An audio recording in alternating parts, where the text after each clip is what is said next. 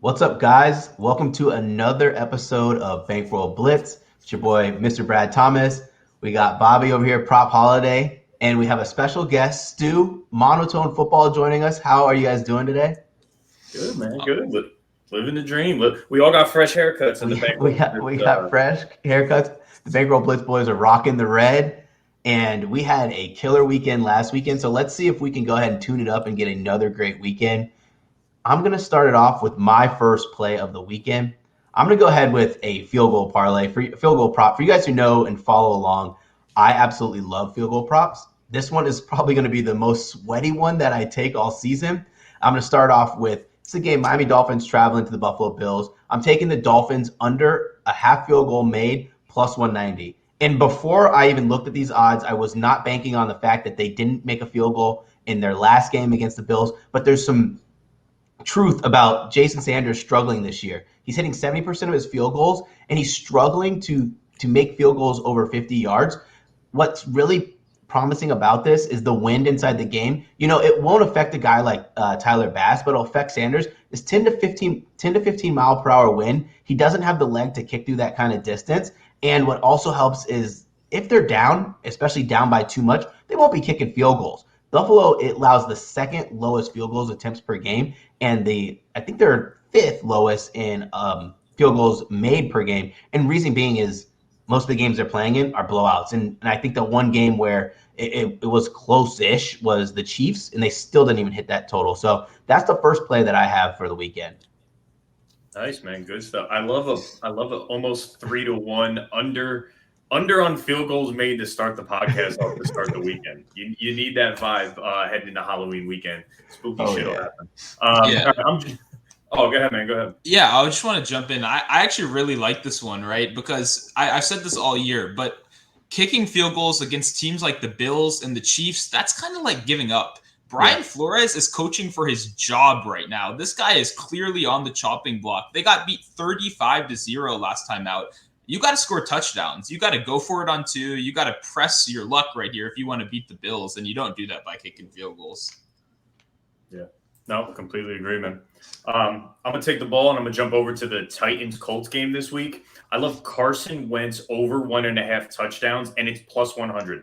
Couldn't believe these odds. Looking into this, he's hit this in 4 straight games. He's hit this in 5 of 7 on the season. Now, the reason I think this is so low and also at plus money is because the Titans are coming off their dominant performance against the Kansas City Chiefs last week. It's really driving this number down. But when you look at it, the Chiefs have been struggling all season, and they're so one-dimensional. They know that you're not going to run the ball. They're not running the ball against anyone. And I was listening to Trent Dilfer this week. You need to beat teams defensively from the inside out. When you do it that way, you're able to stretch the field the way Mahomes was. They're so one-dimensional. They were able to completely stop the pass and hold the Kansas City to no touchdowns. I think that's what's keeping this at plus odds for something that he's hit in 4 straight games. If we look at the quarterbacks who have hit this against this Titans team, Zach Wilson had the best game of his career, his young career. Josh Allen, Kyler Murray, Russell Wilson, 4 good quarterbacks have all hit this number against this Titans defense. Trevor Lawrence could not. Obviously, Patrick Mahomes could not. And then Carson Wentz, still early in the season, I think it was his second game, played this Titans team, could not hit this number. It was essentially the preseason for him on a new team. So Carson Wentz over 1.5 touchdown passes at plus 100 at even money for something he's done in 4 straight games. I love it. No, this kind of aligns with my thought process later in our touchdown parlay. The Titans have a top 5 rush defense, especially when you get in the red zone. You think about Carson Wentz he's gonna have to figure out ways to score the ball because Jonathan Taylor's just not gonna waltz in the end zone like a lot of people think. I like getting plus money for this. And they're not a team built like the Kansas City Chiefs. They have a running game in Jonathan Taylor that you have to respect. And I think that's really when we see Carson Wentz. He's getting touchdowns out, Mo Alley Cox, Pittman. So he's really starting to settle into this offense. We're seeing the pass attempts go up. We're seeing them to be really, really competitive. So 2 touchdowns from Wentz, finally getting in his groove at plus 100. I like it. And also, additionally, too, right? Carson Wentz was a totally different guy with those 2 messed up ankles when they played earlier in the year, right? He actually looks pretty good now. And I'm not really like a fan. I don't have any bias for Carson Wentz here, but he actually looks like a totally different quarterback these last couple of weeks, and I think the books might just not have adjusted quite yet. Yeah, I Kansas totally City's agree. still fresh in their minds, but let's Yeah. go over to you, Stuart. Yep. Okay, so my first play right here is going to be Kyle Pitts' longest reception over 21.5 yards. This is playable at 22.5 for 1.5 units, and also I think playable at 23.5. Although I don't think it'll get there. I don't think we have to worry about that. But yeah, so Kyle Pitts. When you think of tight ends, you normally never think of longest receptions, but this is one of my favorite bet types this year.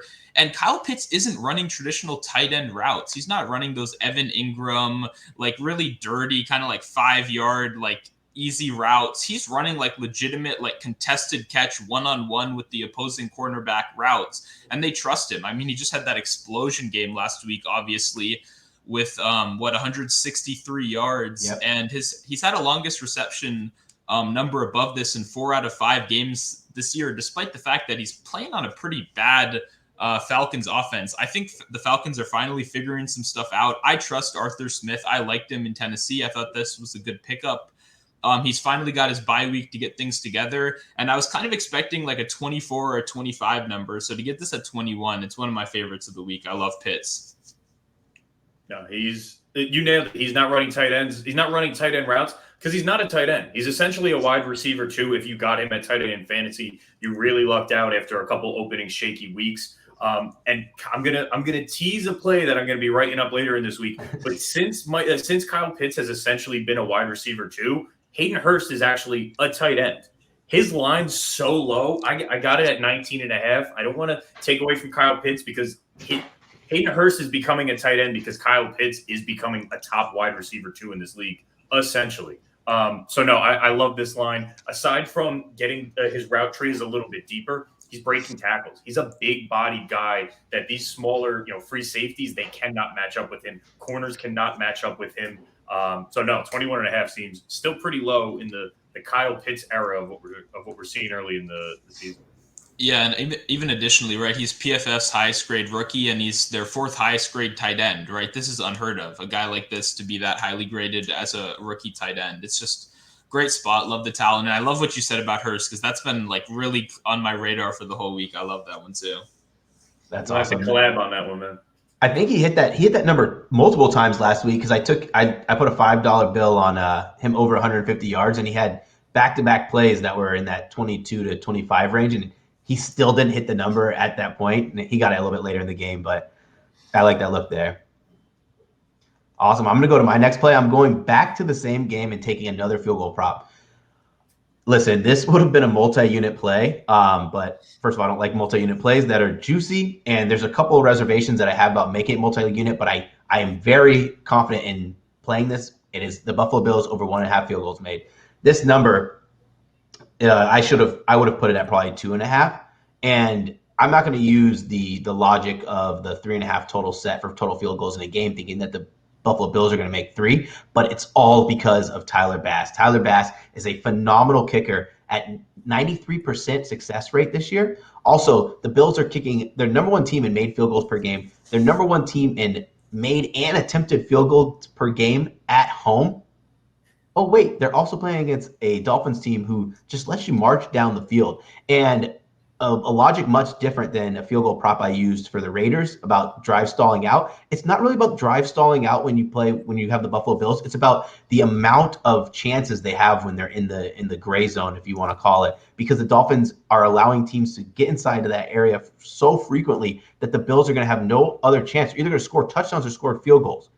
So I like that play a lot. I tried to shop the line a lot. I was a little bit late to market, so we're kind of stuck with the minus 150. But I'm going to be rooting for Bass this weekend. 2 field goal plays, 1 game, Halloween weekend. This is what Bankroll Blitz does. We're finding value under every stone, including Buffalo-Miami kicking battles. Stuart, you want to add anything to this one? I mean, when you beat every team so easily, it's easier to kick field goals, right? Like those stats you named, I don't think those are sustainable in the playoffs when games actually matter. They're going to go for it. They're a well-coached team. But when you're up 24-3 over the Dolphins, or not 24-7 over the Dolphins, then, it's much easier to just settle for a field goal. And like you said, Bass, I mean, he carried my fantasy team last year. I think he'll carry some bets for us this year. I like it. Absolutely. Go ahead and kick us off with your next play, Bobby. I got you, man. I'm going to Adam Thielen over 5.5 receptions again at plus 100. Could not believe I'm getting these at plus odds. So Thielen hit this in 4 of 6 games this season. The only 2 he didn't hit it, Dalvin Cook didn't play. Dalvin Cook is back this week, and what we were talking about with playing inside out, it really opens up this Vikings offense. We've seen the importance of being less one-dimensional in the NFL. He's had 8+ targets in 5 of 6 games this year, and we know how sure-handed he is. Diggs, he's a defensive player of the year candidate, likely to get Justin Jefferson on the other side of the ball. And then Thielen played this Dallas Cowboys team. A little bit different defense, a little bit different schematically, but he had 11 targets, 8 receptions against this Cowboys in 2020. I love this play. I love Kirk Cousins, Justin Jefferson, and Cook in that offense rolling against the Cowboys team who may be without Dak, which we just heard about. May not. I don't think it's been determined yet. But Adam Thielen to get 6 receptions at plus odds, essentially even money, I'm rolling with 1 unit on it. No, that's totally cool with me. Hey, the Dallas Cowboys defensively are one of the worst defensive teams, and their pace that they play with, there's a reason why they're the top over-under team in football. You just look at what Mac Jones did with his receiving core. I really like this play. And even look too, like you mentioned it too, Diggs is playing very good defense, right? This guy's a good corner. He's a ball hawk. He's going to be all over Justin Jefferson on the other side of the ball. It'll be much easier to line up Adam Thielen in the slot every once in a while, get him those low average depth of target receptions, and let him do some work after the catch. Thielen's like one of the most reliable receivers in football at this point, so it's hard to not see him get 6 catches against what could be a shootout against Dallas, right? Yeah. And you, like we mentioned, Dalvin Cook, what are you doing? You're bringing that safety into the line of scrimmage. You're not going 2 linebackers, 5 DBs. You're going with your 3 linebackers. That's really going to open things up for Adam Thielen, like you said, in those short and intermediate routes, quick catches. I don't know about his yards. His yards a little bit too high for me, but him getting the ball in short spaces, I like Thielen to hit this, especially at plus odds. Awesome. Cool, Stu. Go ahead and tell us your next play. Yeah, so it's Alvin Kamara over 40.5 receiving yards. And yeah, I mean, if you just look at the box scores, right, this isn't going to be your favorite play. He's only hit in 2 games this season so far. But honestly, I had this number projected at 50.5, so I would play it anywhere up until there for 1 unit. Yeah, Kamara is. He's probably the second best receiving back in football, I would say, behind Christian McCaffrey. But this team wasn't using him like that to start out the year. He was getting his highest career rushing attempts per game and his lowest career receiving yards per game. And we kind of knew this was bound to change, right? It finally happened against Washington, and then they went into the bye week. He only got 50 against Washington. That still cashes this number, and that was around the season average last year. But finally, we saw what we'd all been waiting for after the bye week. He had over 100 yards receiving last week. And now we get a Tampa Bay defense, right, who is historically great against the run. Like, this has been the best rush defense over the last 3 years in football. Now we get Alvin Kamara, who's their best offensive player. If they want to keep this game close, Alvin Kamara is going to have to play a huge part in that. And so what I'm expecting is just get him the ball any way you can. And I'm expecting 6+ catches, 60+ yards here. I think we're in store for a huge game for Alvin Kamara. And a couple people have brought up Mark Ingram signing to me, but I actually think that only makes this better, right? Because then you can line him up in the slot more and still have a respectable running back behind the line of scrimmage for defenses to take account to. So I'm not worried at all. I love Kamara this week, one of my favorite spots. Love it. You're not getting any pushback from me, man. I was shocked to see this number open this low, especially after the performance we saw the other night. He is getting back into the rhythm of being the Alvin Kamara the past couple of years, and Mark Ingram really just solidifies that. So I'm really glad that he brought up the Ingram play. He knows the offense. He's going to hit the ground running, no pun intended. But it gives Kamara the chance to line up in the slot a little bit more and not have to be so much in the backfield. I'm curious what Alvin Kamara's rush attempts are. If it's still up there, if it's still in that 15 to 16 range, it may be worth going under, but the play I would say is the receiving yards as long as they're this low. Yeah, I don't have it right in front of me, but it's definitely going to be over that 15 or 16 mark because it's been in the 20s the last couple of weeks. So I could see it being like 16, 17, 18. I don't have it in front of me, obviously, but definitely something to look out for. Everything's connected to something else. You just got to look for it. Awesome. I'm going to go ahead and kick off Operation Fade, which has been undefeated this season with one push. We absolutely nailed the analysis of that Bengals game. Man, Bankroll Blitz was on spot with that. This week was a little bit tough. There were a couple games that I couldn't quite get to the window to. For those who haven't been following for a long time, Operation Fade, we look at the top 4 heavily bet games by the public. Well, with a little bit of the Dak Prescott questionable news, the lines have changed a little bit, and we've seen action change a lot in the past hour, 2 hours. So right now the rankings we have are the Bills getting the most public money, then the Bengals, then the Tampa Bay Buccaneers, and in the 4th spot, the bet we're going to look at are the Seattle Seahawks getting 72% of the money. So first I'm going to start at line movement. It's very important to track line movement in NFL because it's one of the heaviest bet sports. So the public has a lot of interest, I guess you'd say. The books have a lot of interest in what the public's doing and what sharp money's doing. The line has only moved half a point, and you're still getting, in most books, less than minus 105 for value on Jacksonville at plus 3.5. So that already starts to look a little fishy to me. It's a lot like when we were talking about the Los Chargers versus the Baltimore Ravens, where the Chargers were getting about 82% of the money, and the line didn't budge 80% of the money, one bit, right? So now we have to look at Jacksonville. How has Jacksonville performed as a road dog? Excellent. 4-1 against the spread as a road dog. And they are coming off their first win of the season with that great field goal kick by the UCF kicker. And if you guys don't know, I'm a UCF alum, so I have a little soft spot for UCF kickers over the Dolphins. Well, Seattle comes in this game, and they're not very stellar as a favorite. 1-4 against the spread as favorites. And one common misconception that when I really first started studying the 12th man is Seattle performs so much better at home. Well, it's not true. Against the spread, their numbers are almost equal to the against the spread on the road. And if you look at some of the double digit lines are a little bit higher where they're covering well in double digit. But when they go to single digit against the spread at home, they actually have a losing record. It's only by like 2 games over the past 2.5 seasons, which kind of makes me think that the Jacksonville will be in this. The Seattle Seahawks are going to need a lot from Geno Smith. And if you look at that Saints game, we know it's a rain game, 167 yards, 1 touchdown. They weren't getting enough out of him. Steelers game, yeah, he was asked to do a lot because they were down so big, and still they didn't get a lot out of him.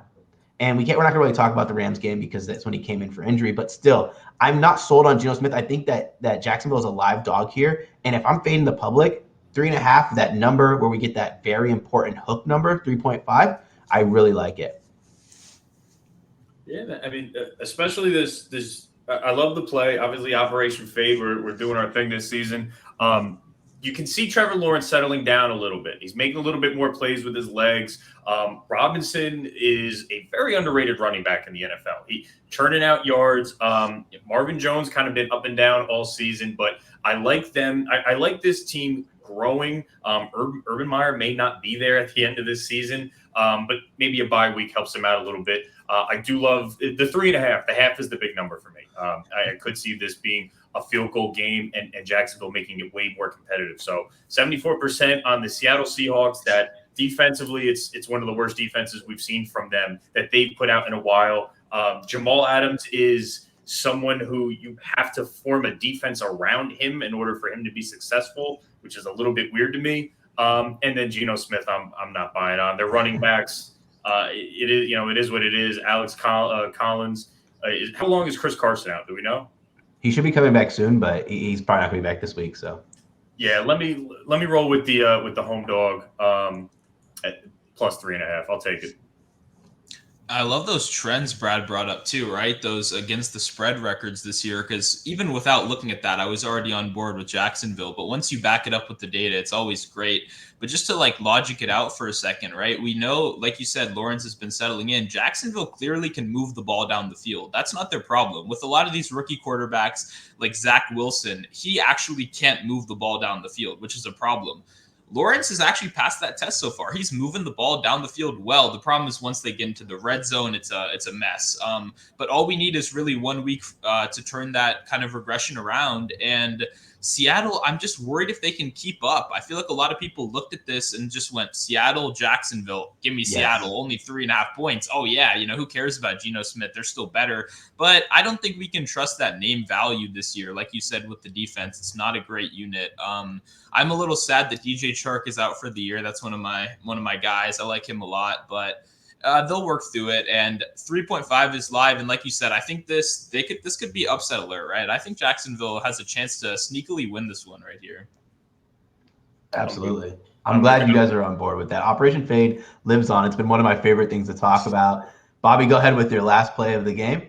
This is my Halloween weekend spooky play, my scary play. It is betting on a Jets offensive player. I have Michael Carter over 67.5 rushing plus receiving yards. I love this for the volume of touches I think this guy is going to get, obviously, with the backup quarterback for the Jets starting this week.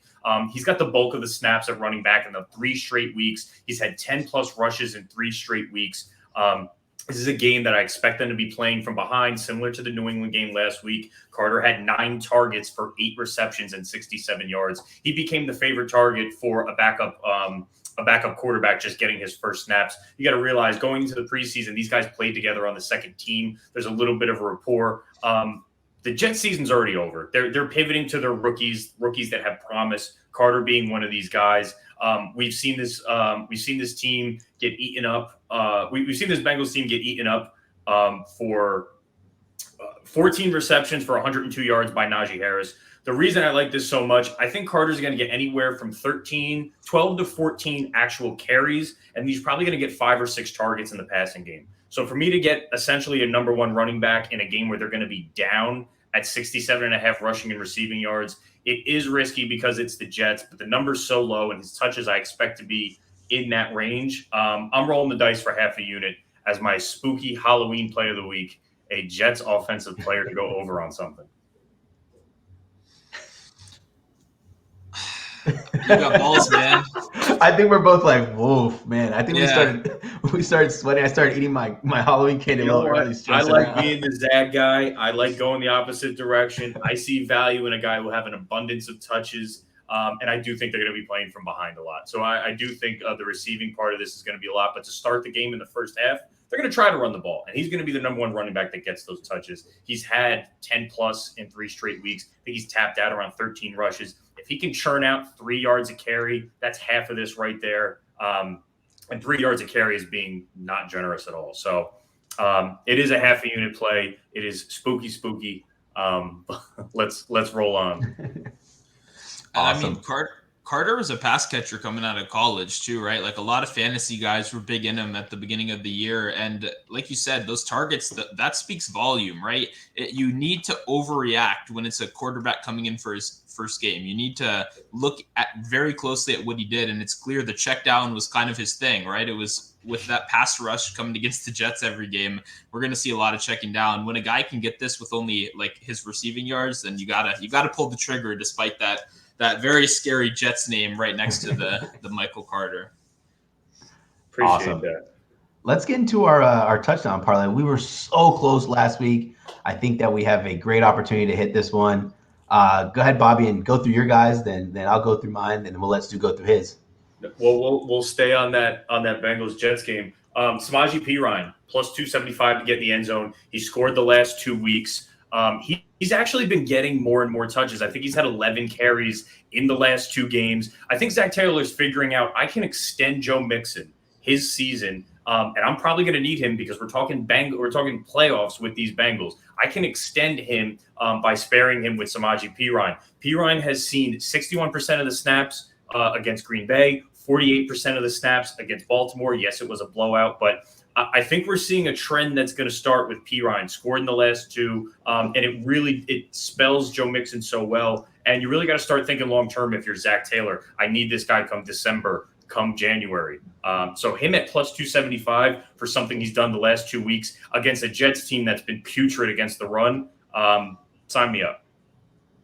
That is my first touchdown guy. He's the long shot of this. My second one's Calvin Ridley. We talked about this Falcons game earlier before with Kyle Pitts. He's really coming into his own. And me and Stuart were talking before about what that means for Ridley. He's kind of been the forgotten man the last couple weeks. He is a number one wide receiver in the NFL. He is a top tier guy. I think how successful Pitts has been is really going to only open up opportunities for Calvin Ridley in this offense. His line is down to like 74.5 on the receiving yards, which is a bit disrespectful for Calvin Ridley. But him to get in the end zone is plus 122. And I do think Kyle Pitts is going to draw a little bit more attention than he has. Still expect him to go over his 21.5 longest reception. But Calvin Ridley to get one in the end zone are my two touchdowns, Ridley and P-Ron. Yeah, for my first one, I'm going to go with Deebo Samuel. And this one, I was shocked. I know it's going to be a low-scoring game, but shocked to get it at this price because if you look at the NFL, for anybody who's fantasy football aficionados or loves fantasy football, the Bears D is not the Bears D that we were drafting 4 years ago. This Bears D has allowed the most touchdowns, 12, to wide receivers this year, and also the fewest to running backs.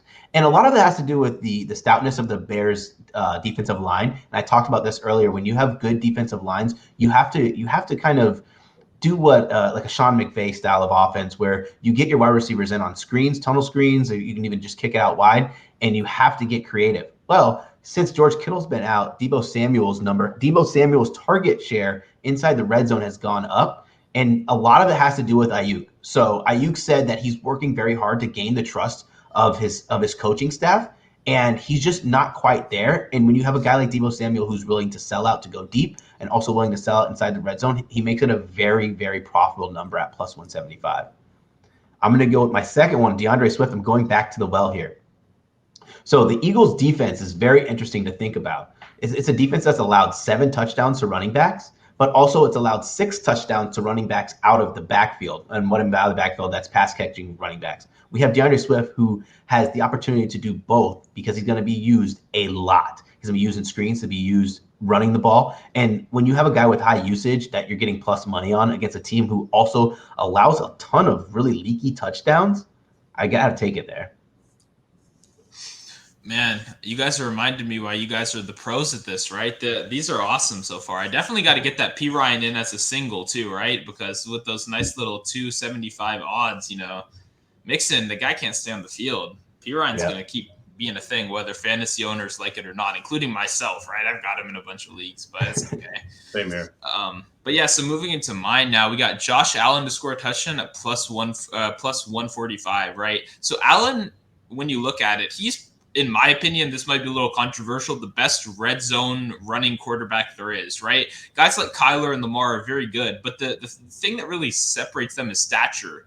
You can wrap up Lamar Jackson at the goal line. Same with Trey Lance, these kind of players. If you hit him hard, they go down. Allen is a huge human being, right? This guy is, 6'5", just an absolute monster that really can tuck the ball and take a hit. And that's kind of what I look for in these kind of props. I think their implied team total is almost at 30, if not over 30 in this game. So Vegas is expecting clearly a lot of touchdowns. And my favorite red zone running back on this team is Josh Allen. It's not Zach Moss. It's not Devin Singletary. When the moment is the biggest, Allen is going to be the guy with the ball in his hands. And that's always what I'm looking for right here. And then my second guy, this one, I've been called a lot of things. Creative might not be one of them. Derrick Henry to score a touchdown, right? This is just a staple at this point. If the Titans want to stay in games, this needs to happen, right? Like, this isn't like what I look for in player props in general. My philosophy is kind of like, how do these teams want the games to go, right? We want to be in sync with exactly what the team wants to do. And that's going to be give Derrick Henry as many opportunities as possible to get in the end zone. It's minus 170, so I wouldn't play it as a single necessarily. But when we got all these other ones, this one doesn't it doesn't mess up the parlay too much. So I love Henry. He gets in there. I mean, it's like clockwork at this point. I think it's a good addition to this parlay. Hey guys, thank you for adding these. So the odds on these are ridiculous. $20 wins you $3,282. And for the first time, what we're going to do is we're going to put some money aside and we're going to take this parlay and we're going to give it out to one of our listeners. But you must be following us on Twitter. And how you follow us on Twitter is at Bankroll Blitz. If you want to follow me on Twitter, that's at Mr. Brad Thomas. You want to follow Bobby? That's at Prop Holiday, 2 L's. You want to follow Stu? That's at Monotone Football, 1 L. Guys, thank you so much for listening to Bankroll Blitz. Be sure to download the podcast on iTunes, Stitcher, and if you're watching on YouTube, press the subscribe button and leave a comment. Take care. Take care, guys.